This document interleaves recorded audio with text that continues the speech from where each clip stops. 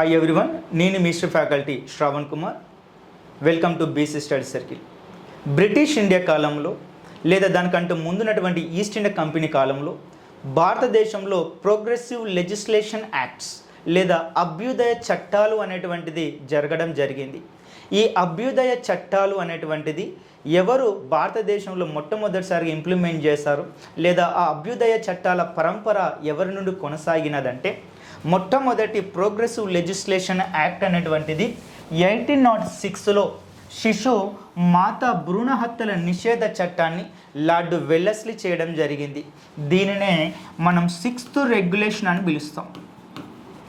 6th regulation అని పిలుస్తాం. Next రెండవ ప్రోగ్రెసివ్ లెజిస్లేషన్ యాక్ట్ 1829లో the customs of abolish of the customs of sati లేదా సతీ సహగమన నిషేధ చట్టాన్ని Lord William Bentinck Raja Rammohan Roy యొక్క కోరిక మేరకి ఇతడు దానిని నిషేధించడం జరిగింది. ఇదే 17th రెగ్యులేషన్ యాక్ట్గా మారింది. 17th రెగ్యులేషన్ యాక్ట్గా మారింది.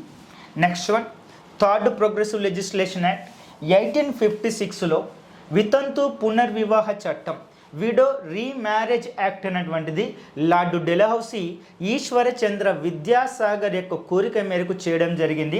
ఇది 24th regulation act. 24th regulation act అనేటువంటిది జరిగింది. ఇదే భారతదేశంలో చిట్ట చివరి ప్రోగ్రెసివ్ లెజిస్లేషన్ యాక్ట్. కారణం 1857లో సిపాయిల తిరుగుబాటు వచ్చింది. 1858లో నీకు లార్డ్ క్యానింగ్ అలహాబాదు దర్బార్లో చెప్తాడు, రాణి యొక్క ప్రొక్లమేషన్ చదువుతాడు.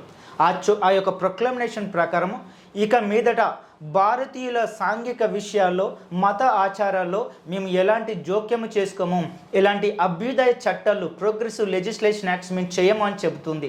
అప్పటి వరకే దీని నుండే ఇదే చిట్ట చివరి ప్రోగ్రెసివ్ లెజిస్లేషన్ యాక్ట్ అనేటువంటిది బ్రిటిష్ ఇండియా కాలంలో జరిగింది. Thanks for watching this video.